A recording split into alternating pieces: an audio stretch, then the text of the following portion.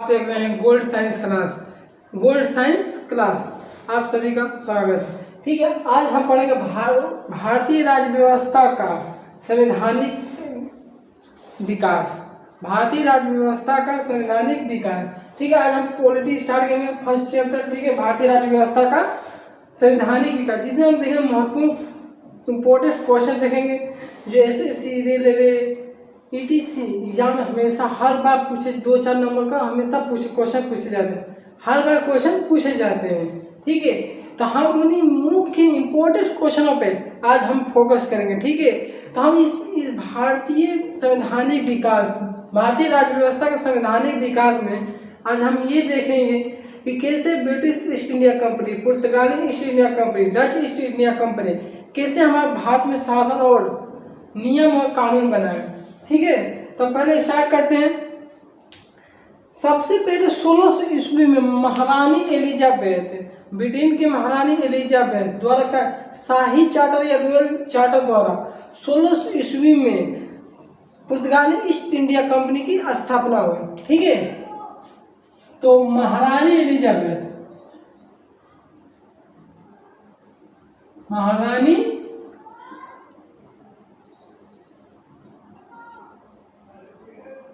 महारानी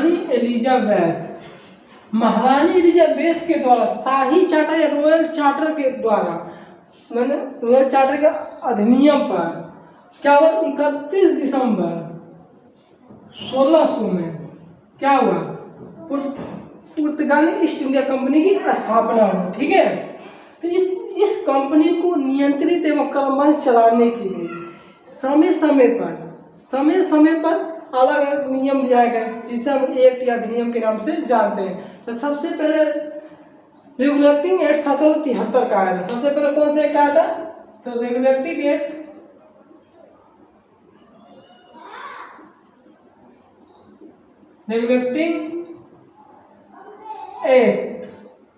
1773 का। ठीक है, रेगुलेटिंग एक्ट 1773 का, इसे देख सकते हो। रेगुलेटिंग एक्ट 1773 का कौन लाया था, तो लॉर्ड नार्थे ने लाया था। सबसे पहले कौन लाया था, लॉर्ड नार्थे ने लाया था। कौन लाया था, लॉर्ड नार्थे ने लाया था। किस समिति में, तो गुप्त समिति के सिफारिश पर। ये जो लॉर्ड नार्थे उसे ब्रिटेन के क्या थे, PM थे। ब्रिटेन के क्या थे, PM थे। ठीक है, तो इन्होंने एक गुप्त समिति थी, क्या थे, एक गुप्त समिति थी। इस गुप्त समिति की सिफारिश पर लॉर्ड नार्थ ने रेगुलेटिंग एक्ट 1773 को लाया गया था। ठीक है, इसमें क्या क्या प्रावधान बने, क्या क्या नियम बने, किन किन बातों को रखा गया, हम देखते हैं। ठीक है, इसमें सबसे पहले क्या किया गया, जो बंगाल के गवर्नर जनरल थे वो बंगाल के अधीन कर दिया गया। ठीक है, गवर्नर जनरल क्या गया, बंगाल के अधीन कर दिया गया। जो गवर्नर जनरल को बंगाल गवर्नर जनरल के अधीन कर दिया। किसके अधीन कर दिया गया, बंगाल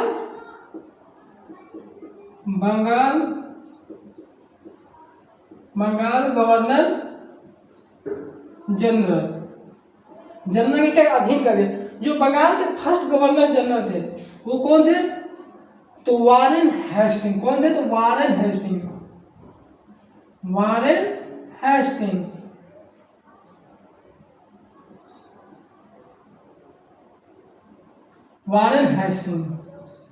ठीक है, वारेन हेस्टिंग थे। वारेन हेस्टिंग के द्वारा बंगाल के फर्स्ट गवर्नर जनरल कौन थे, तो वारेन हेस्टिंग। इनको फर्स्ट भी कह सकते हैं। ठीक है, फर्स्ट गवर्नर जनरल कौन थे, तो वारेन हेस्टिंग, जो मद्रास और मुंबई थे। ठीक है, दूसरा इसमें क्या था, मद्रास मुंबई। ये जो मद्रास और मुंबई के गवर्नर जनरल थे वो बंगाल के क्या कहते हैं, अधीन कर दिया। क्या कहते हैं, बंगाल के अधीन कर दिया गया। तो मुंबई मद्रास के क्या, मद्रास के बंगाल के अधीन कर दिया गया। ठीक है, मुंबई और मद्रास को क्या करें, बंगाल गवर्नर जनरल के अधीन कर दिया गया, जिसके द्वारा 1774 में सुप्रीम कोर्ट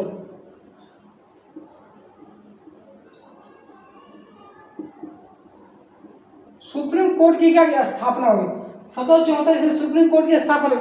ये स्थापना केवल ये जो सुप्रीम कोर्ट है ये केवल बंगाल या कोलकाता के लिए था, ठीक है, ये बंगाल या कोलकाता के लिए था। ये जो सुप्रीम कोर्ट था किसके लिए था? बंगाल और कोलकाता, ना कि पूरे देश के लिए। ये क्योंकि सुप्रीम कोर्ट जो था कोलकाता के लिए यानी बंगाल के लिए था, ठीक है। इसके जो मुख्य न्यायाधीश थे, इसके कोई ना कोई मुख्य न्यायाधीश, जाहिर सी बात है जब सुप्रीम कोर्ट में कोई ना कोई न्यायाधीश होगा। इसके जो मुख्य न्यायाधीश थे कौन थे? तो सर एलिजा एम्पे। कौन थे? Sir Elijah Aamby.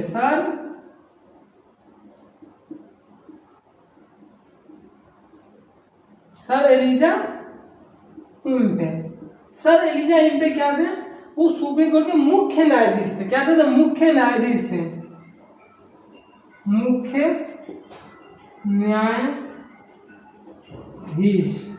मुख्य न्यायाधीश थे, ठीक है। लेकिन इनके 3 सहयोगकर्ता भी थे, जिनका इनके 3 मुख्य न्यायाधीश कौन थे? हाइट, चेम्बर एंड निमेस्टर थे, ठीक है। उसके बाद क्या हुआ?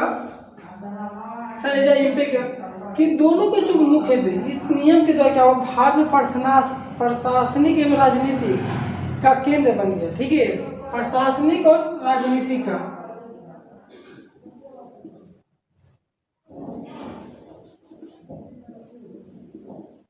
प्रशासनिक और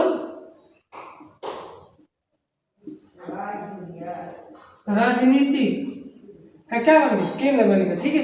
लेकिन इसमें क्या हुआ? एक गड़बड़ हो गई इसमें गड़बड़ क्या हुई कि जो बंगाल गवर्नर जनरल थे और सुप्रीम कोर्ट के जो कामों को क्या बांटा नहीं गया था। जैसे हमारे यहाँ पे न्यायालय काम अलग है, सुप्रीम कोर्ट का विधायिका काम अलग है, ठीक है।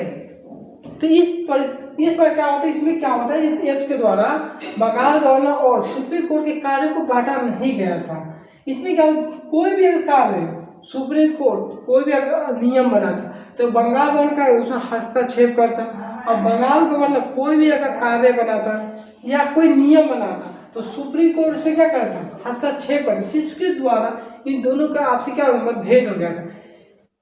इसी कारण से क्या कहते हैं? भूल की संधि भी कहते हैं। रेगुलेटिंग एक्ट 1773 क्या कहते हैं? भूल की संधि कहते हैं,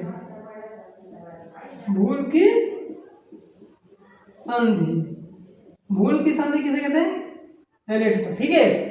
इसके द्वारा भूल की संधि कहा जाता है, ठीक है, इसको भूल की संधि कहते हैं। इसके बाद इस सभी कार्य भूल की संधि क्यों कहते हैं? कि जो बंगाल गवर्नर जो भी नियम बनाता उसमें सुप्रीम कोर्ट क्या करता? हस्तक्षेप करता, ठीक है। और सुप्रीम कोर्ट कोई भी नियम बनाता बंगाल गवर्नर क्या हस्तक्षेप, दोनों में आपसी, क्योंकि उनके दोनों को कार्य क्या बांटा नहीं गया, जिससे क्या दोनों में मतभेद होता था।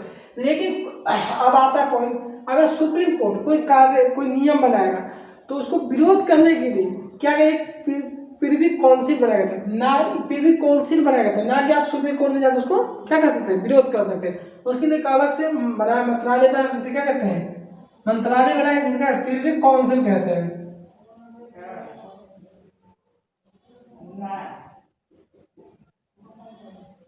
प्रिवी काउंसिल कहते हैं, ठीक है।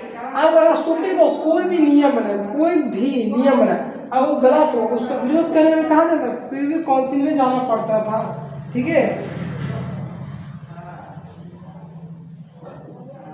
प्रिवी काउंसिल में जाना पड़ता था, ठीक है। तो आप ये सभी की याद करके फिर मिलते हैं। अगर इसका नोट्स चाहिए तो आपको इस नंबर पे 91559841 ये हमारा व्हाट्सएप नंबर है। ये हमारा व्हाट्सएप से आप क्या कर सकते हैं? व्हाट्सएप पे ज्वाइन हो सकते हैं, जिससे आप इस सभी का क्या करें? नोट्स को प्रोवाइड किया जाएगा, ठीक है। इस सबके लिए जय हिंद।